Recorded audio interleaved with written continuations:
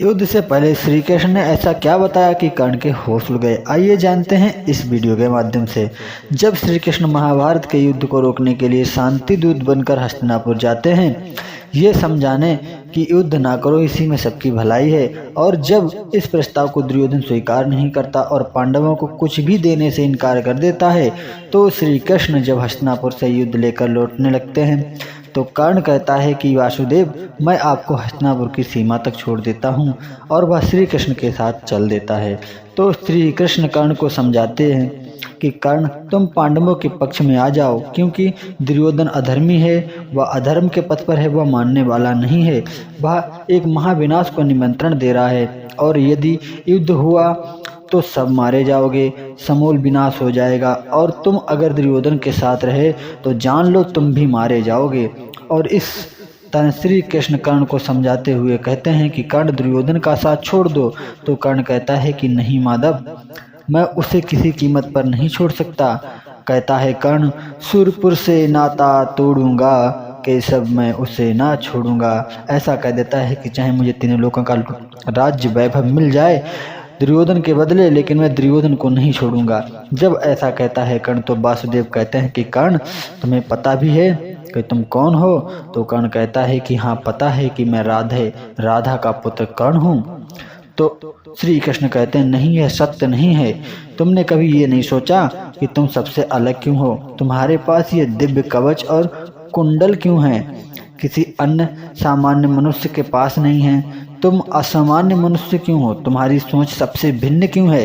क्या कभी ऐसा सोचा है? तो कर्ण कहता है, नहीं, लेकिन ऐसा क्यों है माधव? माधव कहते हैं, क्योंकि तुम राधे नहीं कौन्तेय हो। जब इतना सुनता है कर्ण, तो कर्ण के पैरों के नीचे जमीन खिसक जाती है, और ऐसा सुनकर उसके होश उड़ जाते हैं। वह पागलों की तरह चिल्लाने लगता है कि नहीं वासुदेव, ऐसा नहीं हो सकता, ये सत्य नहीं हो सकता। मैं कौन्तेय नहीं, मैं राधे हूँ, मैं राधा का पुत्र हूँ। पर वासुदेव कहते हैं कि नहीं, ये सत्य नहीं है, सत्य यही है कि तुम कौन्तेय ही हो। ये सुनकर कर्ण बहुत रोता है और फिर पूछता है कि हे माधव, कि यदि मैं कौन्तेय हूँ तो मेरी ऐसी स्थिति क्यों मेरा त्याग किया गया?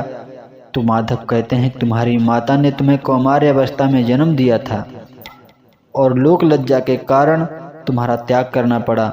यह सुनकर कर्ण पागल सा हो जाता है। फिर केशव कहते हैं कि उनकी व्यवस्था थी मित्र, इसलिए उन्होंने तुम्हारा त्याग कर दिया। कर्ण पूछता है कि मेरे पिता कौन हैं? श्री कृष्ण बताते हैं कि तुम्हारे पिता सूर्यदेव हैं, तुम सूर्यपुत्र कौन्तेय कर्ण हो। अब कर्ण के होश उड़ जाते हैं। वह कहता है कि यदि ऐसा है तो मुझे सूर्यपुत्र क्यों कहा गया? क्यों मेरा अपमान देखते रहे सूर्यदेव? मेरा अपमान देख क्यों चुप रहे सूर्यदेव? वासुदेव कहते हैं कि क्योंकि तुम्हारी माता कुंती सर उठाकर जी सके, इसलिए सूर्यदेव चुप रहे। उनको ये वचन देना पड़ा था कुंती को, लेकिन सूर्यदेव ने हर पल तुम्हारी रक्षा की और तुम्हारे लिए दिव्य कवच कुंडल प्रदान किए, जिसे कोई भी अस्त्र या शस्त्र काट नहीं सकता। और माधव कहते हैं कि इतना ही नहीं, जिन्हें तुम अपना शत्रु समझते हो, आज तक समझते चले आए हो, जिनका वध करने के लिए आतुर हो, ये तुम्हारे सगे भाई हैं, पांडव, अर्जुन, भीम, युधिष्ठिर, नकुल, सहदेव। ये जब सुनता है कर्ण मानो कर्ण कोमा में चला जाता है। श्री कृष्ण कहते हैं कि यही सत्य है कर्ण। कर्ण बहुत चिल्लाता रोता है कि ऐसा हो नहीं सकता। ये सब कुछ बताकर श्री कृष्ण हस्तिनापुर चले जाते हैं। मित्रों, भगवान श्री कृष्ण कर्ण को ये सब इसलिए बताते हैं कि जब कर्ण युद्ध के मैदान में पांडवों के आमने सामने आएगा तो ये जानकर उसके हाथ तो कांपेंगे ही कि वह जिन पर प्रहार कर रहा है वह उसके अपने अनुज हैं, अपने सगे भाई हैं। और दोस्तों, जब कर्ण कुरुक्षेत्र के मैदान में युद्ध करने आता है तो अर्जुन को छोड़कर अन्य चारों पांडवों को पल भर में परास्त कर देता है, परंतु उनका वध नहीं करता। दोस्तों, अगर ऐसे ही वीडियो आपको पसंद हैं तो चैनल को सब्सक्राइब करिए, ताकि आने वाला वीडियो आप तक सबसे पहले पहुँच सके।